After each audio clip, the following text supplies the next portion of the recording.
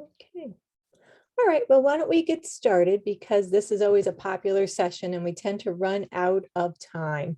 So I just want to welcome everyone to today's Financial Friday series. Our topic is student loan forgiveness options. Sanies is excited to offer these sessions in cooperation with our corporate partner, Equitable. Equitable has a long-standing presence in New York, and a large portion of their client base is built upon the work they do within the public education system. Through Equitable, Sanies members can receive competitive insurance rates and a full array of retirement services, including a complimentary financial profile for Sanies members, which we urge you to take advantage of. It's a great benefit. Our presenter today is Kelly DeMay, East Region Vice President for Equitable. Now, we'll save questions for Kelly till the end, but feel free to use the Q&A as we go through at any time. And then please know that Kelly and her colleagues are available post-session for any confidential questions or detailed questions you may want to get into following today's presentation. You'll find Kelly's information along with her colleagues on the Sanies website.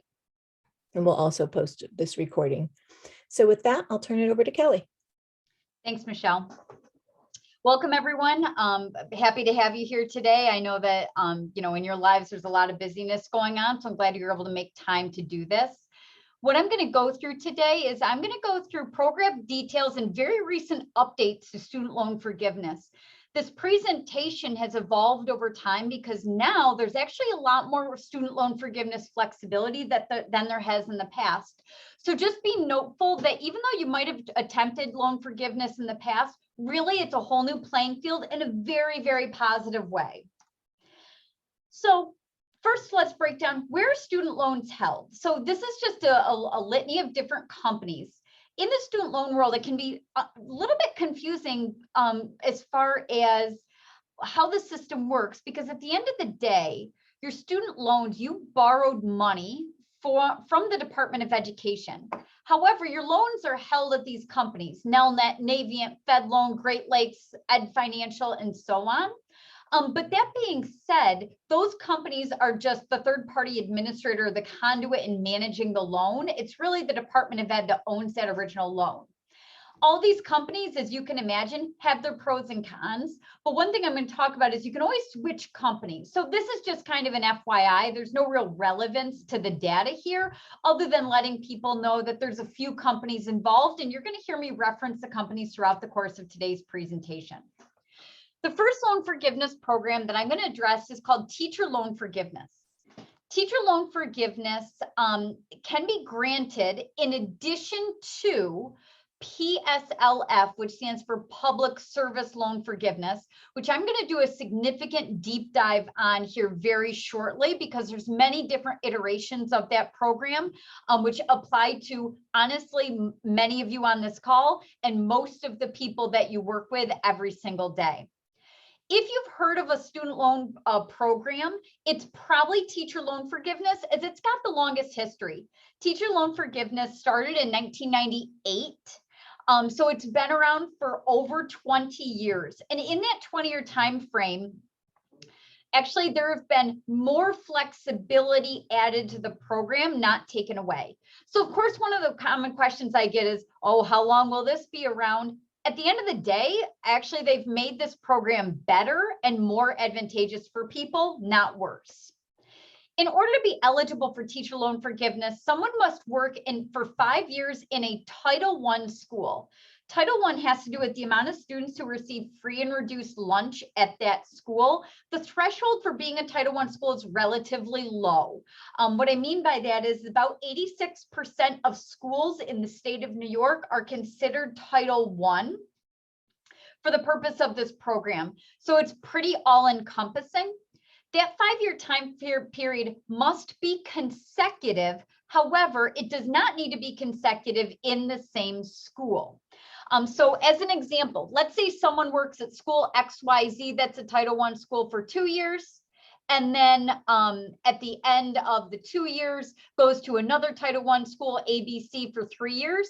That's absolutely eligible. You just would do 2 applications. Yes, BOCES are eligible. So BOCES right alongside with any quote unquote regular school district that's Title I are eligible Title I schools. That is absolutely correct. As far as teacher loan forgiveness is concerned, please note that teacher loan forgiveness will not pertain to Parent Plus loans. A Parent Plus loan is a loan that is taken out in the name of a parent for the benefit of a child that is not forgivable in this program, however, could apply to other programs. So just hold tight on that one. So 5 years in a Title I school.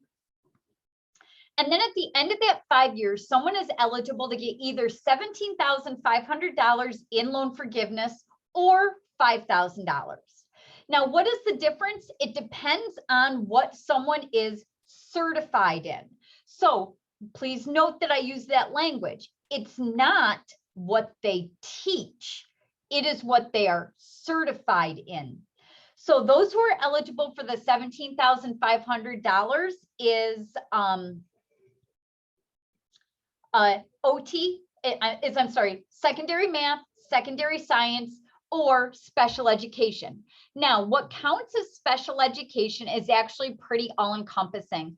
That includes occupational therapists, physical therapists, school psychologists, school speech pathologists, physical education teachers count as special education teachers. Now, for the purpose of this program.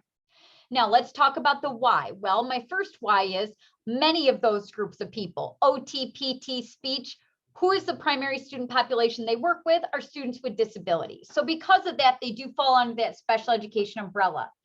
As far as the physical education part of things, the reason why that's considered special education for the purpose of this program is because someone does not need an additional special ed certification in order to teach adaptive phys ed.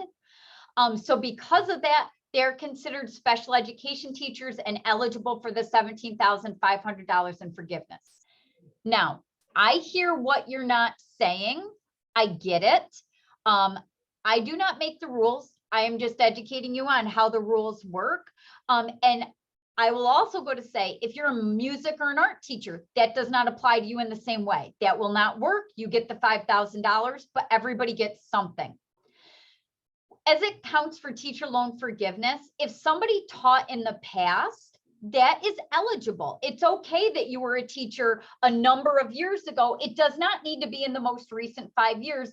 All the time, I'm applying people for past time, either at a past Title I school, if they've since left, or from time frame when they were a teacher. Remember, it's about the certification. Now, there was a roadblock. Of course, you knew that I was going to bring bad news at some point in time. Somebody had to do it. If a certain type of student loan was taken out prior to October 1st of 1998, that might make someone ineligible for teacher loan forgiveness. Now, I have to tell you, my experience in this, which is, I think, pretty comprehensive, is 50-50.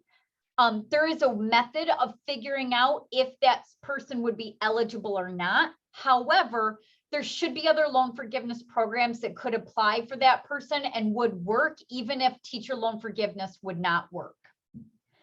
As far as the process is concerned, this is a 2-page application. It's very simple. However, there are some complications with the application, mainly in that you need to list your school building.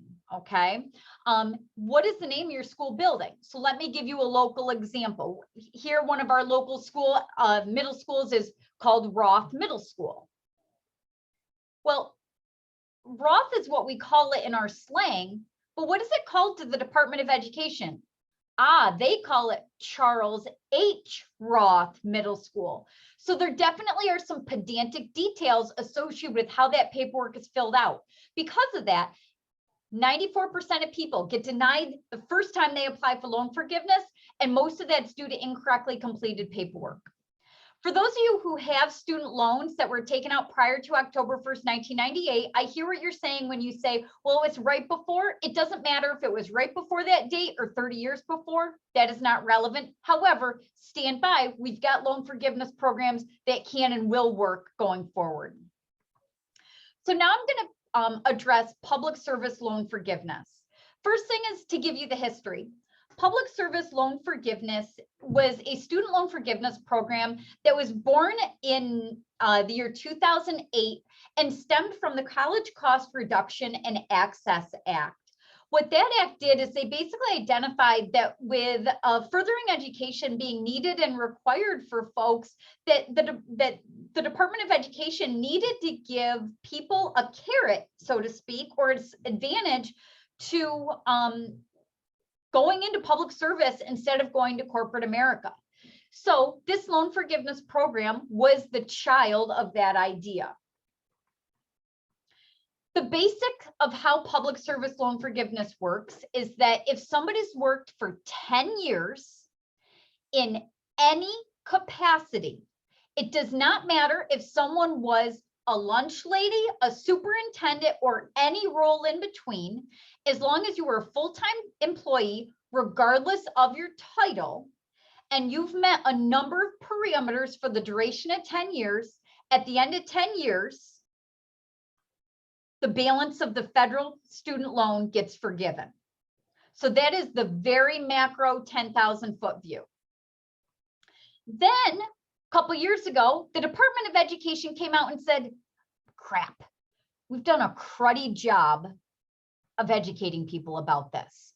And we might have kind of not done a great job and dropped the ball. So they created something called the TEPSLF, or the Temporary Expanded Public Service Loan Forgiveness Program.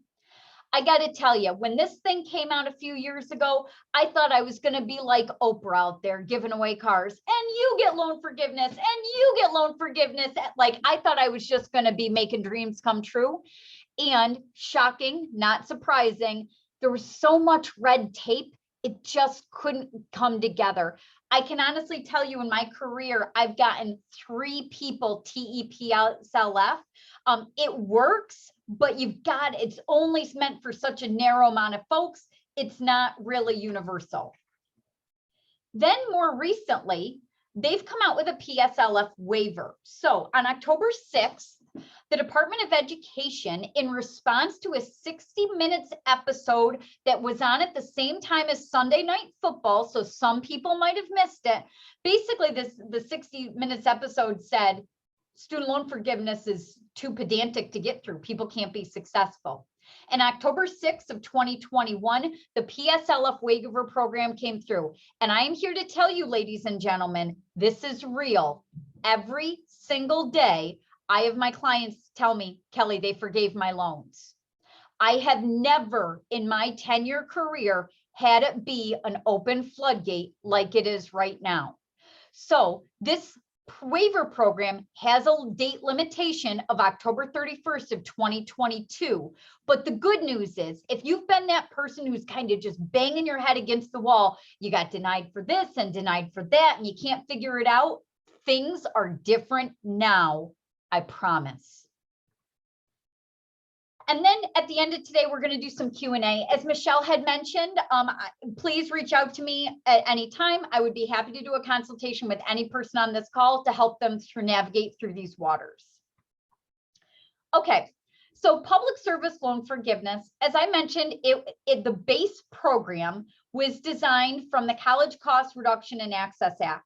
So if we look at a little bit of a timeline here, we can see in 2007 that College Cost Reduction and Access Act was passed, and that's where public service loan forgiveness was born and went live.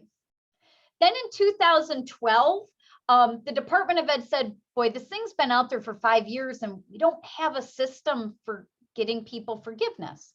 So they introduced an employment certification form. That is effectively the application for how you would apply for this. Admittedly, like, think about it. Your loan holder, they don't know where the heck you work and what you do. They don't know by osmosis that you're a school employee. So because of that, that's the form that lets them know. Then, like I said, a few years ago in 2018, Department of Ed came out and said, missed the boat on the education piece with this, didn't really do a good job explaining all this. We're going to add this TEPSLF program.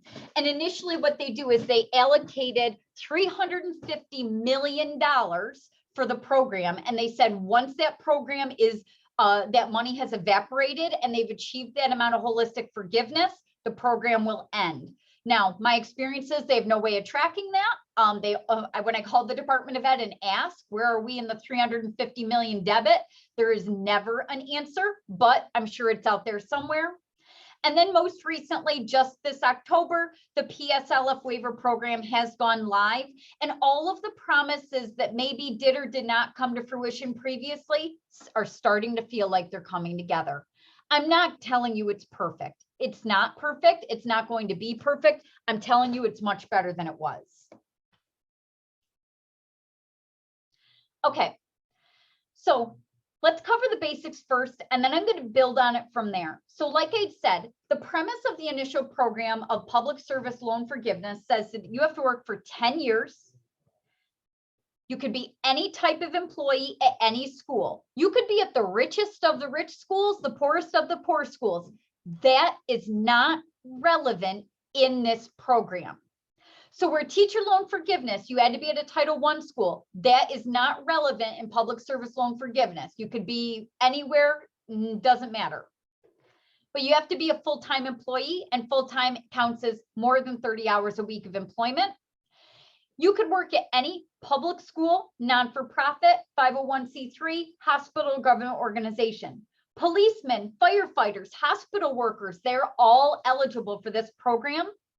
And then you had to be on a certain repayment plan. So back a long time ago, when I went to college, because, you know, I'm no spring chicken these days, there was no sexy repayment plan. Like, I got a bill in the mail, brace yourself. I tore off the ticket, mailed in a check with a stamp, and I paid my student loan. That's just what it was. Nowadays, there's 9 different repayment options, and you had to be on one of 5 of those 9 repayment plans for the duration of 10 years to be eligible. And then the other piece is you've had to have had direct student loans. Direct student loans are a type of loan. Let's say you've retired and you have made the number of payments. As long they only count payments after that 2007 date. So because of that, it's, let's say you retired in 2016, you only had 9 years worth of payments because they only started counting them in 2007. But if you have 120 payments after 2007, that should be workable for this, not for one of the derivatives of public service loan forgiveness. Okay, so I just want to recap that. 10 years of worked. It does not have to be a consecutive 10 years. Teacher loan forgiveness have to be consecutive. This does not have to be consecutive. You could have a break in employment. You don't start over. You just start where you left off. You have to work 30 hours a week or more. You have to work at any non-for-profit, 501c3, public school, or government organization. So you have to have met those requirements in order to be eligible. Those repayment types. You need to make on-time payments. So the 120 payments you had to make had to have been on time. What is an on-time payment? Brace yourself for this one. An on-time payment is defined as a payment that is made not more than 14 days prior, nor 5 days after the date the loan is due. An on-time payment is an on-time payment. It is not early, nor is it late. As I mentioned, those payments need to be 120 payments or 10 years worth of payments. Your loans need to be direct loans. This was an issue with the program, or the base level program. You probably have heard Stafford, Ford, subsidized, unsubsidized. Basically, the Department of Ed said somebody's loans must be direct loans. It has to do with who guaranteed the loan or backed the loan at the origination. I'm not going to get into the weeds of what that is in the essence of time. So a lot of people, if they have old staffer loans, for years were not eligible. However, now with the new waiver program, they are now eligible if they refinance that loan or consolidate that loan, which I can talk about as a one-off. And like I said, somebody has to be on an income-driven repayment plan, which has to do with a repayment based on someone's income to student debt ratio. Like as the screen indicates, this was the base level program, and there were some major roadblocks in this because if you had older loans, there just wasn't a lot of explanation on what you needed to do to create eligibility. And due to that poorly handled or managed component of things, these other programs were spun off. The first being TEPSLF. I'm going to spend about 30 seconds on this slide because not many people are eligible. Basically, the concept is the same as PSLF, but with flexibility in repayment plans, meaning you had to work 10 years at an eligible organization, 30 hours a week, 120 on-time payments. You had to have direct loans or a loan that was after 2007 or consolidated after 2007. But you could now be on any repayment plan and get the loan forgiven. Now, once again, also had some roadblocks to this because of that direct loan piece. A lot of the people never had consolidated, and so we're unaware of that element of things. So long and short of it, I find very few people eligible under this premise. However, the next iteration is a big deal, and that's the waiver program. So the waiver program gives even more flexibility. You could have been on the wrong repayment plan and have the wrong loan type, and you're now eligible to have that loan forgiven. So ask yourself, do you have 10 years working in a qualifying organization? Have you worked full time? Have you made 120 on-time payments? Now those FFELP, which are old Stafford loans, are now eligible, but you must consolidate those loans first, and then that will light up eligibility, okay? So we've got the ball rolling now, because now, as long as you've worked for 10 years and you've made the appropriate number of payments, really pretty much everyone is eligible. This applies to people on this call. This applies to people that you work with and your colleagues and the people that you supervise. Now, one note that came up at the very beginning, with this waiver program, Parent Plus loans are not eligible. However, a Parent Plus loan is eligible for the baseline public service loan forgiveness program. That is real. However, you would have had to consolidate that into a direct consolidation loan first. And I'm just going to give a disclaimer in the essence of time. If you're trying to do this with Parent Plus loans, you must call me because it is extremely sensitive and complicated. If you have not been making payments due to the COVID forbearance that has been in place since March of 2020, that is a good thing. All of those non-payments count towards your 120 or 10 years worth of payments. So that is the good news. And to the question that had come up from Jim, yes, you need to consolidate and then you can apply for the loan forgiveness under the waiver because they will count your prior 120 payments. Okay, so and that's what I'm talking about here. Consolidation is required prior to applying for PSLF or the PSLF waiver if you did not have direct loans to begin with.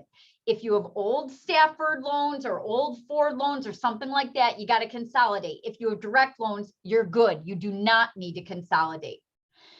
If you did not have 120 consecutive payments, it's not a problem. Remember, I said consecutive is an issue for teacher loan forgiveness, not for this. If you had one payment off, it is no problem whatsoever. I mean, lovingly, no, like it's just not relevant in any of this. You could still get the loans forgiven. It didn't screw things up. So I'm going to show you some literature from clients of mine and people I work with. This is what this literature looks like. Note the date, November 10th, 2021. Congratulations, on October 6th, 2021, the Department of Ed announced a change to PSLF that allow you to get credit for payments you've made on that normally would not have qualified. As a result of the PSLF waiver, we conducted another review and we have determined that you've successfully made 120 payments. And in order to have all of your loans below forgiven, and then it lists out all the student loans. And if you look, the ending balance on all these loans is now 0. Read the last line under the grid. You've satisfied your obligation and no additional payments are required on these loans. This is real. And actually, the person that we're looking at is a doctor. I mean, this is somebody who has their PhD. So it's not just for some people and not for others. This is very real and something that can and will work for folks, and it's completely opened up the floodgates. However, October 31st of 2022, this ends. So we are every day, the time is ticking. So time is of the essence. Do not be the person that says, oh, you know what? It's holiday season. This will be easier to manage in January. Lovingly, it's not going to be easier to manage in January. You've got to be on top of this if you're going to take advantage of the forgiveness, because it's not going to be here forever. So what are next steps? Do you have direct loans? Yes, you do? Great. You need to complete the ECF Employment Certification Form, 2-page document, very easy. No, you've got to get to studentaid.gov and consolidate those loans. Easy to do. It's about a 5-minute process. I will help you do that if you reach out to me and want the help. So let's go through some FAQs. First question that was today. I have a parent loan. How does this apply?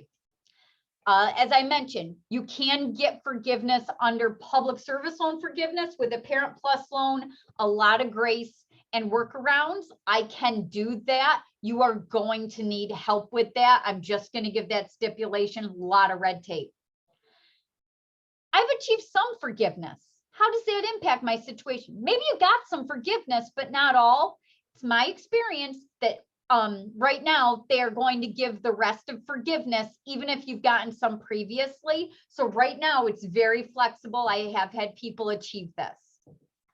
What about Fed loan? My loan holder is changing. So Navient is out of the loan business. Navient is going to aid Vantage very soon.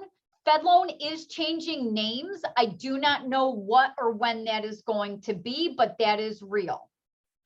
How do I know my paperwork was submitted correctly? Brutal. You got to call. And let me tell you, the hold times are not short. Okay, so that's the extent of what I have today. So I hope that, I know we only had 30 minutes. I know there's a lot of questions, and I'm certainly here and happy to help. If you need or want help, the best thing you can do is email me right now, and I will set a meeting with you in the next couple of weeks over the phone or virtually, and I will see you through this. It's part of our relationship with St. A's that I will give everyone complimentary support on student loan forgiveness. This is definitely my area. My email I'm going to put in the chat right now. And I'm also going to put my phone number in the chat.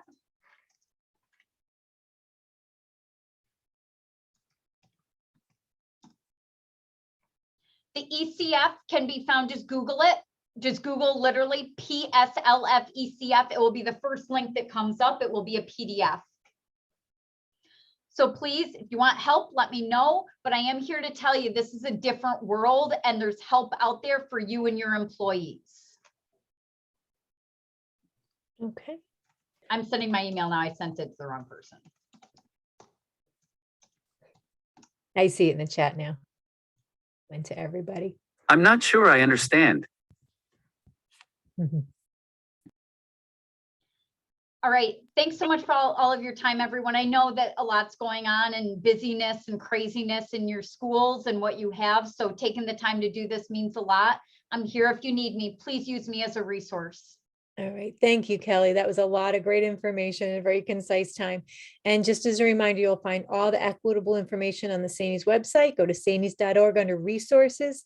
You'll find Kelly and her colleagues' email addresses there, and also recordings of other sessions we've done with Equitable. So that's all for today. Have a great Friday, everybody. Thanks again, Kelly. Thanks. Bye-bye.